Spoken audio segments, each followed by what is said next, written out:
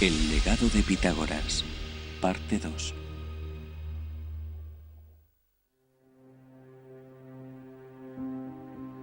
Larsa, una ciudad en el sur de Irak, fue una vez el centro de una próspera civilización mesopotámica.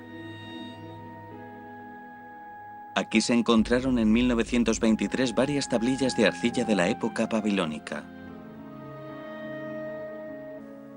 Una de ellas contenía una serie de números secretos.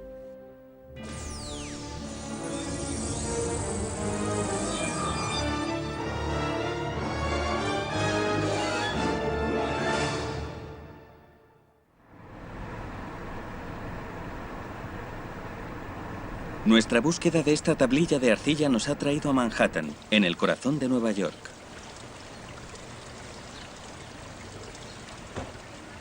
La Universidad de Columbia es una institución centenaria con una larga tradición intelectual.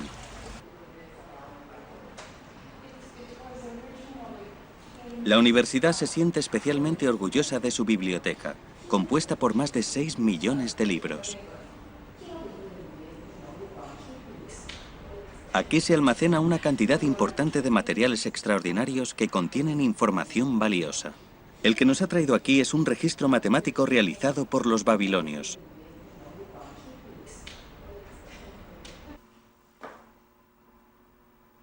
Es conocido como Plimpton 322, en honor a George Plimpton, que en sus tiempos controlaba el coleccionismo de piezas únicas. Muy pocas veces se pone a disposición del público, pero en nuestro caso han hecho una excepción. Fue realizado hace 3700 años por los babilonios. No existe seguridad absoluta de dónde fue encontrada esta tablilla. No se sabe dónde apareció. Así que la mayoría de las tablillas babilónicas fueron compradas a gente que las había robado de alguna parte. Y en el caso de Plimpton 322 estoy bastante seguro de que no se sabe dónde apareció. Sabemos que en alguna parte del sur de Irak, pero poco más. Los eruditos creen que esta tablilla de arcilla del tamaño de la palma de una mano fue en su momento parte de una tablilla mayor que se rompió. La tablilla tiene 4 columnas con números escritos en orden siguiendo el antiguo sistema de escritura llamado cuneiforme. Cuando fue encontrada, los eruditos pensaron que podía ser el libro de contabilidad de un mercader. La tablilla fue descubierta en 1923 por Edgar Banks, arqueólogo y tratante de reliquias antiguas. Hicieron falta 2 décadas para comprender su contenido.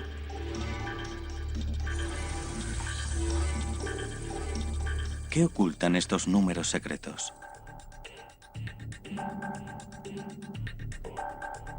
No importa su significado, no importa su propósito exacto. Lo que demuestra es que los babilónicos poseían una gran cantidad de técnicas de cálculo bastante sofisticadas que en realidad no llegamos a entender.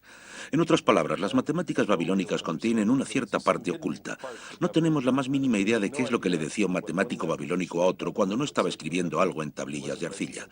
Es un vacío total en la pantalla, por decirlo de alguna forma. Es un auténtico misterio. Plimpton 322 es muy sofisticada independientemente de su propósito y demuestra que en Babilonia sabían muchísimo más de lo que sabemos que sabían. Los primeros en interpretar el orden y significado de estos números fueron Otto Nussbauer y su alumno, Abraham Sachs. Descubrieron que cuando elevaban al cuadrado 169 y 119 respectivamente, formaban la base y la hipotenusa de un triángulo rectángulo. El resto de números también seguía la misma regla.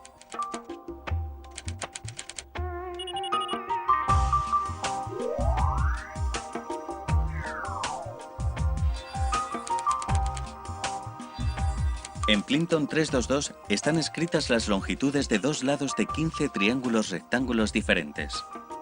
Son los triángulos rectángulos que vemos en el teorema de Pitágoras. Esta tablilla sí tiene muchos ejemplos, pero esos triángulos tienen lados enteros, como 3, 4, 5, 5, 12, 13. Sin embargo, el teorema de Pitágoras es mucho más general.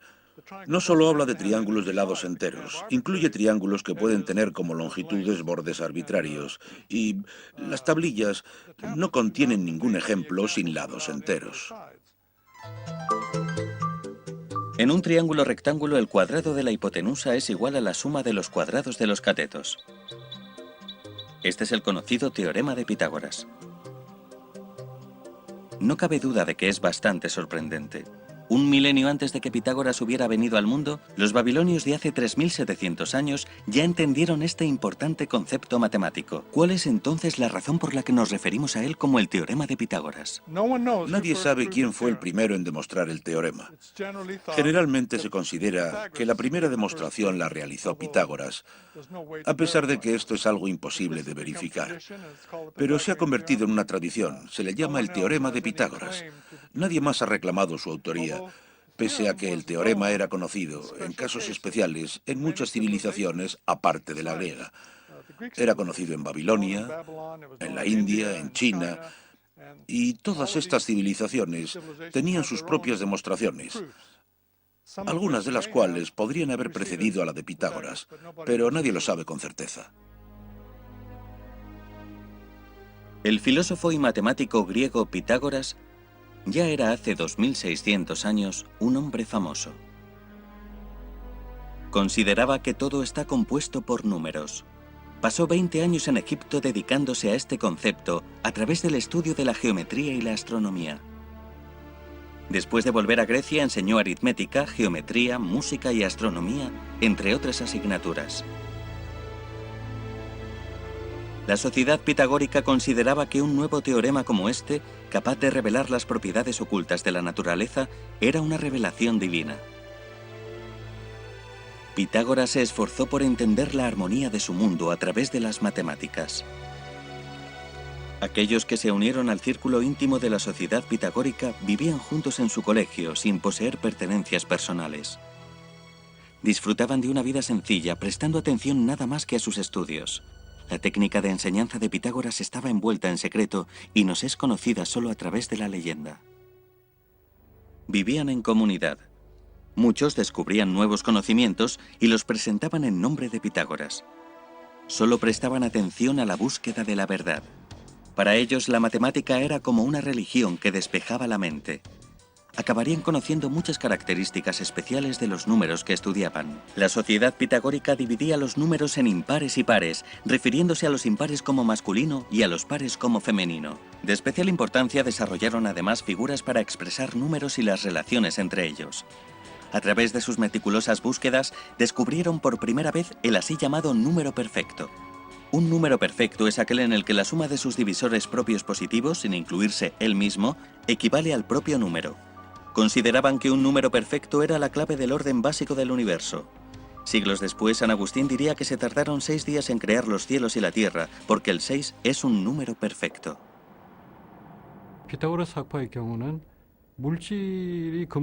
La sociedad pitagórica pensaba que no eran los materiales los que formaban la base del mundo, sino la relación entre los materiales.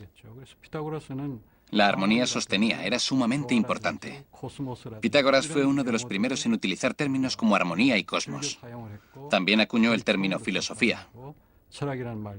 Afirmó que la relación entre materiales es armonía, así como también los números y la música. Él era capaz de ver la relación. Pensaba que los números expresaban la armonía y, por lo tanto, explicaban todas las cosas.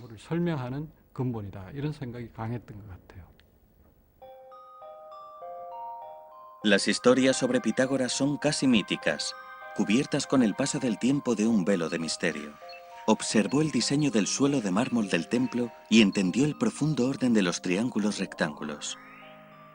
El teorema de Pitágoras afirma que el cuadrado de la hipotenusa de un triángulo rectángulo es igual a la suma de los cuadrados de los catetos. Según este teorema, si un triángulo tiene dos lados cortos de 3 y 4, entonces la hipotenusa tendría que ser 5.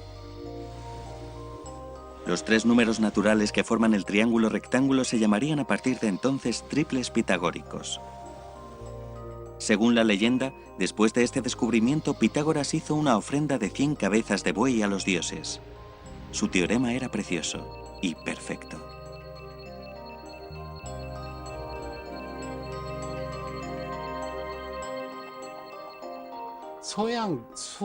Gracias a Pitágoras, creemos que la matemática occidental nació en Grecia.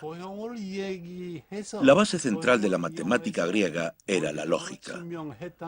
Utilizaban la lógica para demostrar cosas a través de figuras. Y así es como consolidaron su conocimiento del mundo.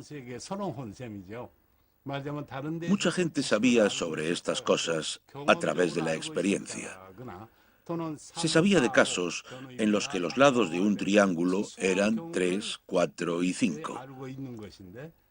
Pero él demostró, en forma de teorema, que a al cuadrado más b al cuadrado igual a c al cuadrado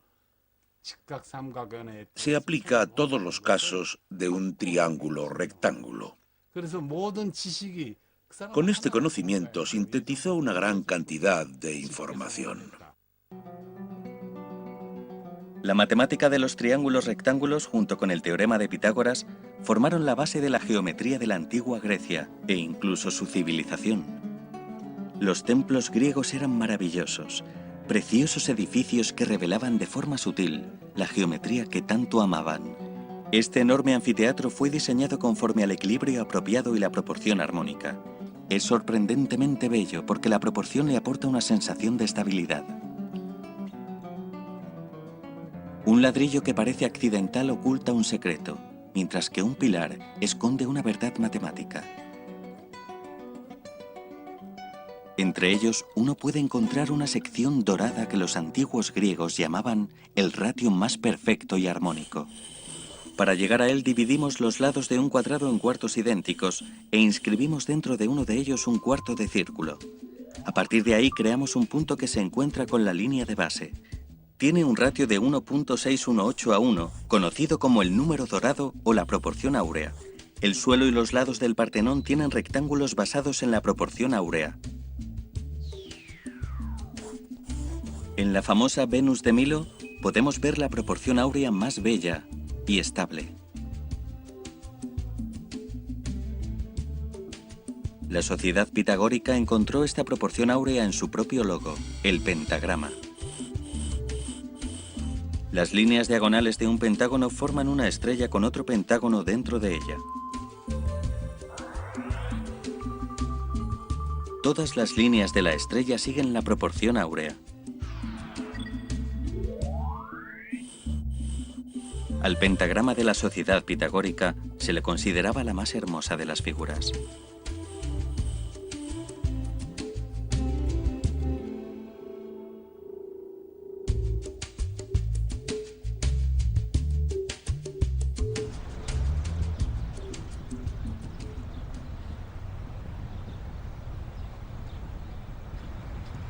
El teorema de Pitágoras había quedado oculto en la leyenda, pero finalmente, 3 siglos después de su muerte, en Alejandría, Egipto, fue dado a conocer al mundo.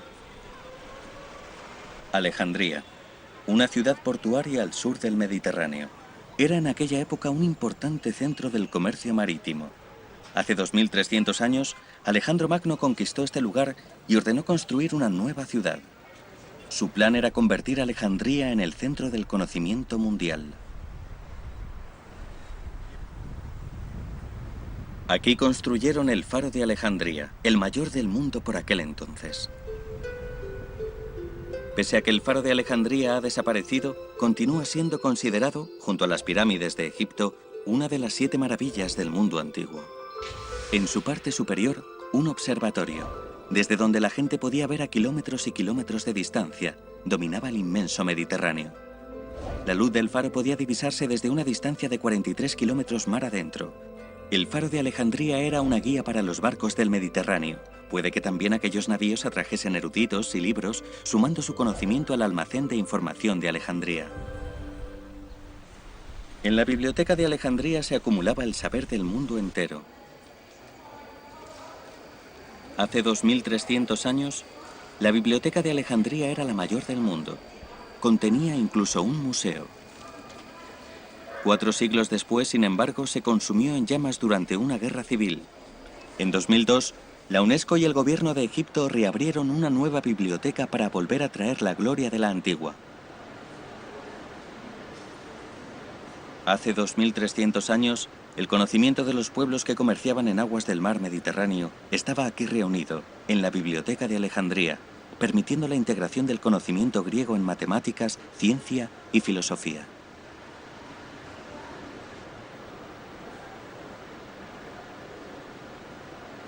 La antigua biblioteca de Alejandría era el corazón de la ciudad portuaria de Alejandría.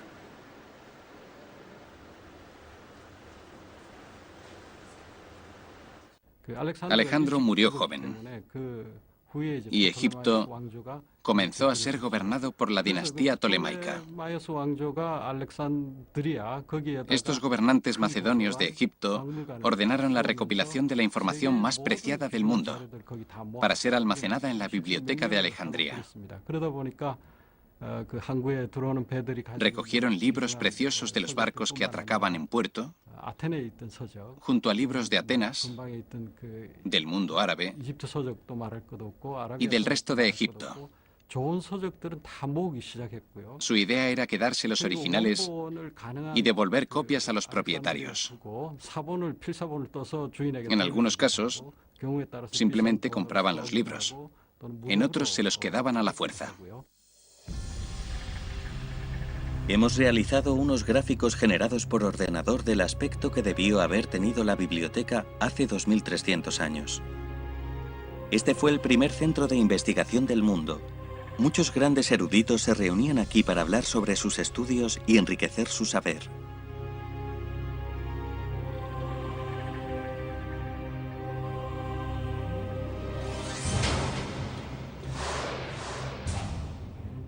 En las estanterías se almacenaban rollos de papiro egipcios. Se dice que aquí se guardaban entre 200.000 y medio millón de rollos de papiro. A semejante escala, tal vez pueda llegar a ser verdad que todo el conocimiento de la época estaba aquí almacenado. Uno de los eruditos más renombrados en trabajar y reunirse aquí fue Euclides, una figura destacada en el desarrollo de la geometría.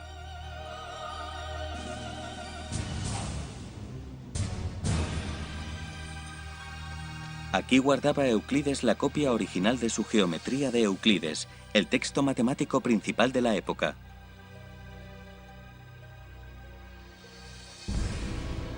Durante mucho tiempo este fue el segundo libro más leído después de la Biblia. Euclides había logrado con este libro una síntesis de todo el conocimiento matemático de los antiguos griegos. El Euclides comienza con afirmaciones bastante elementales, pero hacia el final del libro ya comienza a hablar de temas extremadamente complicados que no son en absoluto intuitivamente evidentes, pero que a través del razonamiento se sabe que son, no obstante, verdaderos. Lo cierto es que es una estructura interesante y preciosa. La primera demostración en la geometría de Euclides en la que se utilizan figuras es el teorema de Pitágoras, usando una escuadra.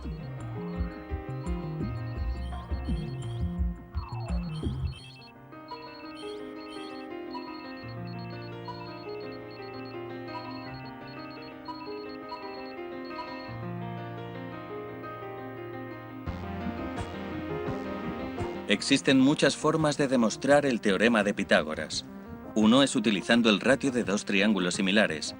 Un segundo sería el método algebraico, mientras que un tercero, el método geométrico, está basado en una comparación de tamaños. Durante el transcurso de los 2 últimos milenios, se han realizado más de 300 demostraciones del teorema de Pitágoras. Y no solo han sido matemáticos los que han demostrado este teorema.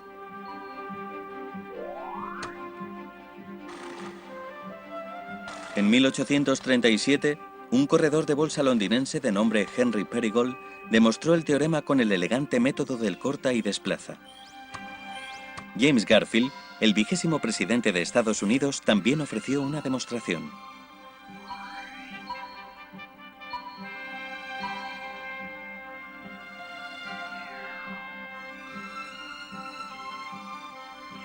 ¿Por qué ha habido tanta gente en los últimos 1000 años capaz de demostrar este teorema de tantas formas distintas? Bueno, el teorema es muy fácil de enunciar y es un resultado sorprendente. El hecho de que en cualquier triángulo rectángulo la suma de los cuadrados de los catetos es igual al cuadrado de la hipotenusa. Así que, considerando lo simple que es de entender, no es sorprendente que mucha gente haya querido intentar demostrarlo. En matemáticas, las demostraciones son el camino por el que ha peregrinado el viajero que finalmente ha llegado a su destino. Efectivamente, es posible que personas con el mismo destino hayan tomado caminos diferentes, pero existe una condición: el proceso de llegar a la demostración debe ser claro y lógico. Sin una demostración nadie puede creerse nada.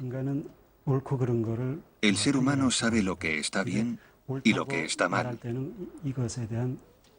Pero lo que está bien debería tener ciertas razones sobre las que creérselo. Las razones son la demostración. Del mismo modo que lo que sustenta a una nación es la justicia, las demostraciones sustentan los fundamentos de la matemática. Las demostraciones hacen bellas a la matemática y convierten en significativa la vida de un matemático. Con el paso del tiempo, Pitágoras descubrió algo que no quería descubrir.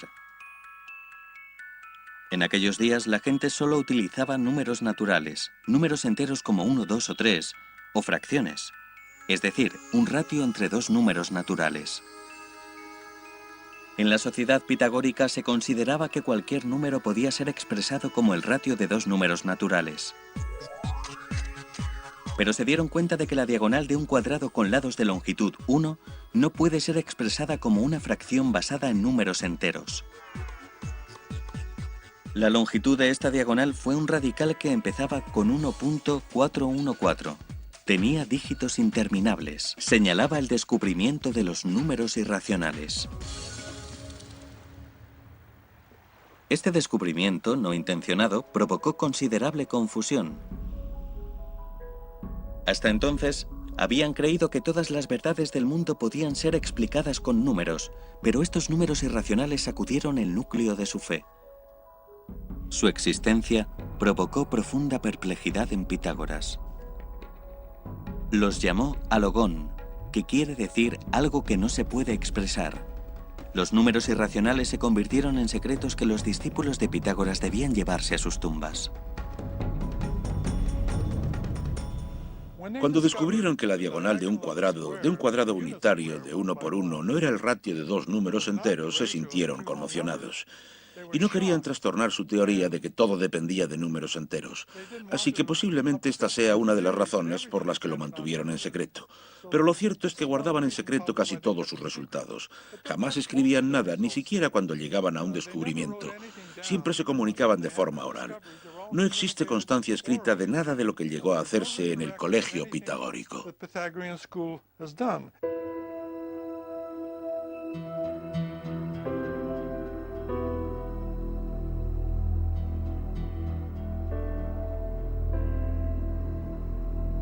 Pero no existen secretos que puedan guardarse para siempre. Para Hipaso, un erudito pitagórico, enterarse de que había números que no estaban hechos de números naturales finitos fue un descubrimiento abrumador. Gracias a él, el secreto fue desvelado. Según la leyenda, Hipaso rompió las normas de la sociedad secreta pitagórica y reveló a otros la existencia de los números irracionales. Era como un cáncer que amenazaba su sociedad. Si la verdad de estos números irracionales inexplicables se daba a conocer al mundo, temían que se destruyese la misma fundación de la sociedad pitagórica y su credo de que los números son la realidad esencial.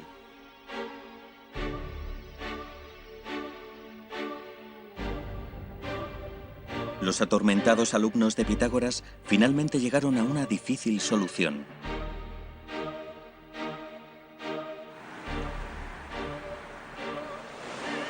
Al día siguiente, antes de que todos los demás se despertasen, los alumnos salieron al mar con Hipaso. La sociedad había descubierto los números irracionales, pero mantuvo el concepto en secreto. Aquellos no eran meros números, sino un interminable nuevo mundo matemático que amenazaba el suyo. Hipaso fue sacrificado al mar Mediterráneo.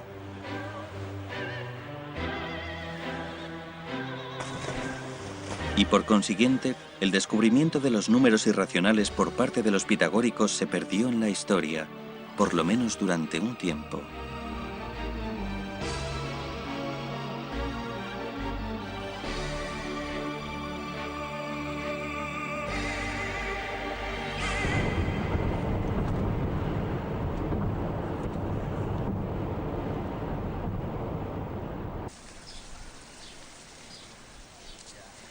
¿Desde hace cuánto tiempo se sabía de la existencia de los números irracionales que no pueden expresarse a través de números naturales?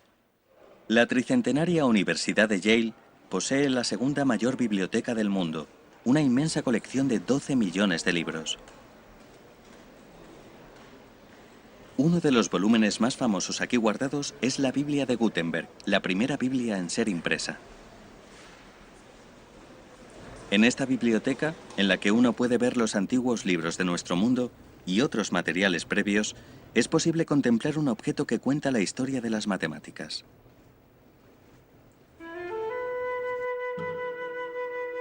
Es una tablilla de arcilla babilónica llamada YBC 7289.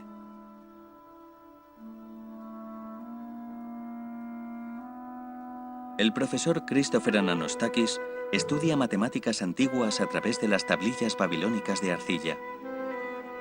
Sorprendentemente, los números cuneiformes de la tablilla de arcilla y sus imágenes tratan sobre un triángulo rectángulo.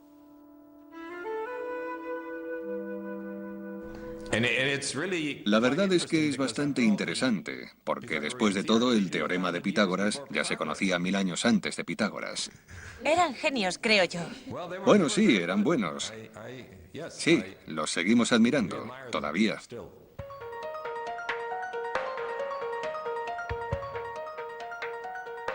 Hace 3700 años, los babilónicos no utilizaban un sistema decimal en base 10, sino un sistema sexagesimal en base 60. Si desciframos los números de esta tablilla, nos saldrían 1, 24, 51 y 10.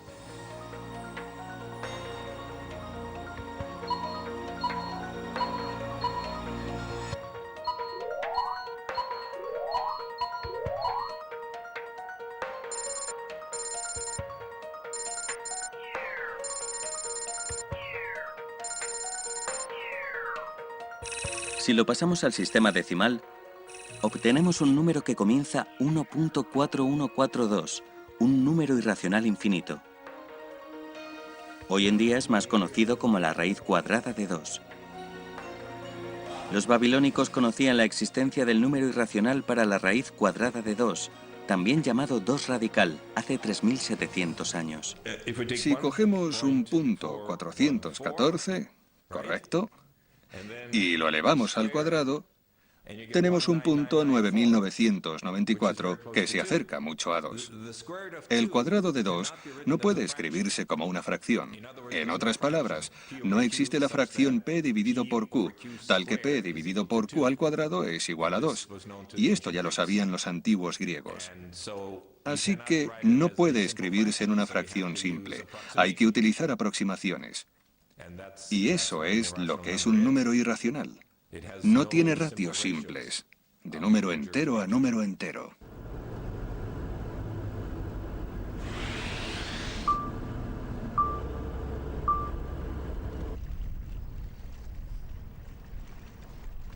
El reto del ser humano por encontrar el final de números irracionales infinitamente largos comenzó hace mucho tiempo.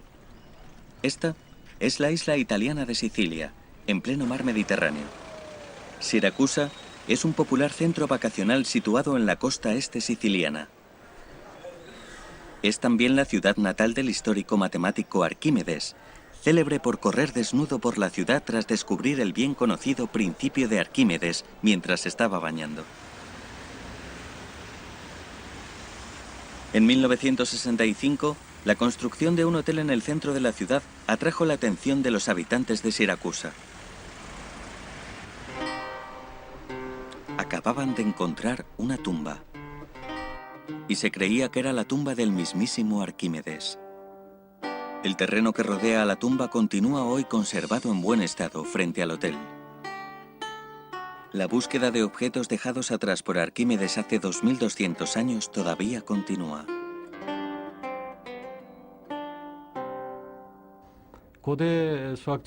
Existen muchos matemáticos que ya en la antigüedad eran famosos, pero Arquímedes era especialmente conocido por su forma de aplicar las matemáticas al mundo real. Trasladó su filosofía de conocimiento práctico a generaciones posteriores, incluyendo pensadores de la talla de Leonardo da Vinci o Isaac Newton, gente que entendió perfectamente su trabajo y su espíritu. Si se le pregunta a cualquiera cuáles son los matemáticos más grandes de todos los tiempos, Arquímedes siempre está en la lista.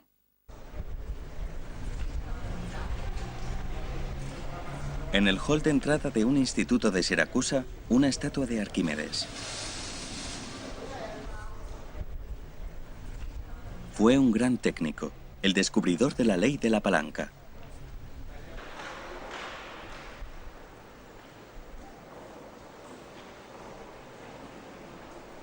Fue también el inventor de un temprano sistema de bombeo llamado la rosca de Arquímedes, así como de la catapulta.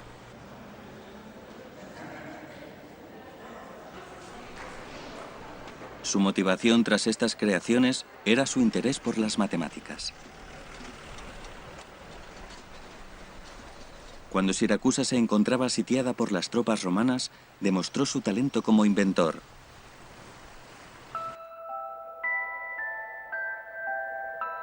Hasta su muerte, Arquímedes se entregó a la geometría con la esperanza de encontrar la verdad oculta de los círculos y las esferas.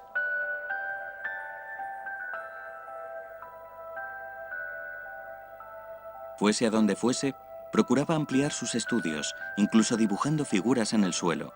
Para Arquímedes el círculo era lo más perfecto y lo más hermoso que se podía contemplar.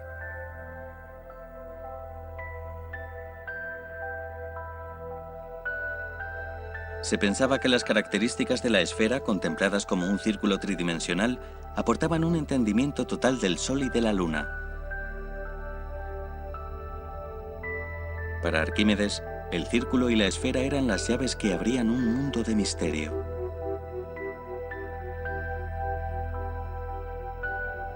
Y un día, mientras estaba midiendo la circunferencia de un círculo, descubrió una característica importante y común a todos los círculos. Su circunferencia era un poco mayor que 3 veces la longitud del diámetro. Más precisamente, el ratio era de 3,14, un número que acabaríamos conociendo como pi.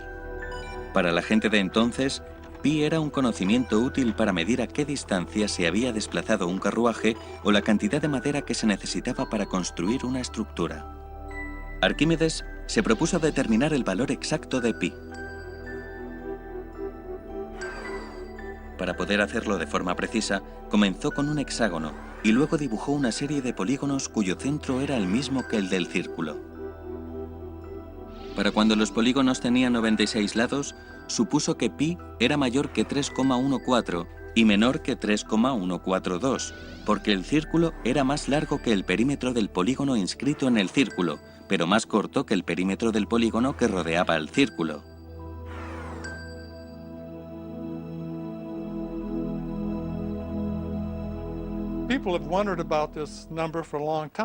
La gente llevaba mucho tiempo preguntándose por este número. Este ratio es un poco mayor que 3, 3.1415, etcétera, etcétera. Y es normal que se preguntasen, ¿qué es este número? Los pitagóricos dudaban, ¿es un número racional? No es un número racional, pero no es fácil demostrar que no lo es. Arquímedes se convirtió en parte vital de la historia de las matemáticas cuando demostró que este número pi también surge cuando calculas el área de un disco circular. El concepto de infinito era una clave para abrir este nuevo mundo. Y la primera puerta de entrada a este mundo se encontraba en el triángulo rectángulo. Durante miles de años, el teorema de Pitágoras fue considerado una verdad inmutable. La diferencia más importante entre las matemáticas griegas y las matemáticas previas era que los griegos tenían esta idea de que tienes que demostrar los teoremas y la idea de que si comienzas con unas cuantas suposiciones, los llamados axiomas, entonces utilizando nada más que la lógica y las reglas básicas de las matemáticas, vas derivando más y más teoremas. Y yo creo que ese es el más importante de los inventos griegos.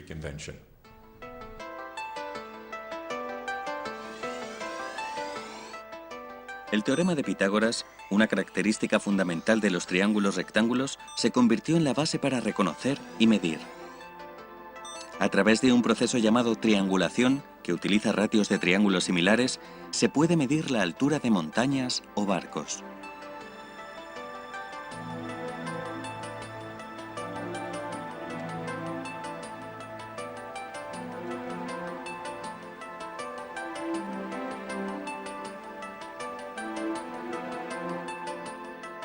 El teorema de Pitágoras es un concepto asociado a una figura bidimensional, pero se utiliza para medir distancias entre puntos en un espacio tridimensional.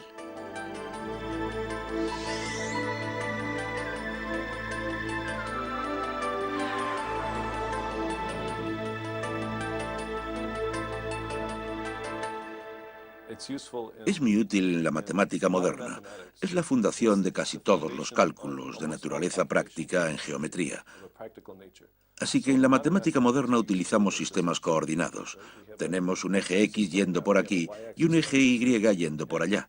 Y queremos saber cuál es la distancia entre dos puntos. Pues para poder calcular la distancia tenemos que conocer el teorema de Pitágoras. Es el cálculo básico en toda la, digamos, geometría informatizada, en el mundo del grafismo por ordenador, etc. En cuanto empiezas a escribir programas que dibujan imágenes, tienes que utilizar el teorema, así que es un poco como la base sobre la que se sustenta toda la geometría coordenada.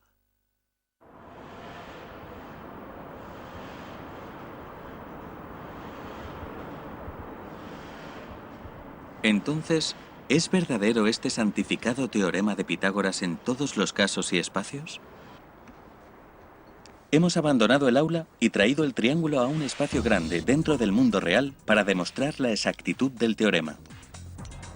Utilizando satélites y la tecnología más avanzada, hemos obtenido los puntos precisos de un gigantesco triángulo rectángulo, comenzando con un estadio de béisbol en Seúl, la capital de Corea del Sur. Otro punto está en el puerto de Muko, en la misma latitud que Seúl. El tercer y último punto se encuentra en una playa junto al arroyo de Kumgang, en la misma longitud que Seúl.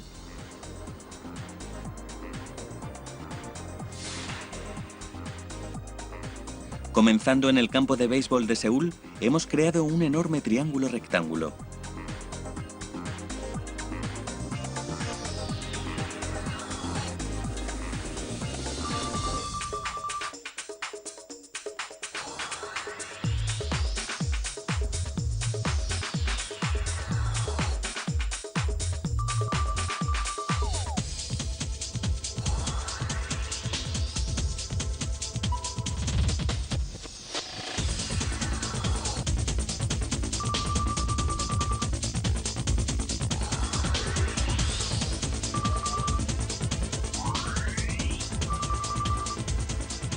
Las longitudes de los tres lados de este triángulo se han calculado utilizando el teorema de Pitágoras.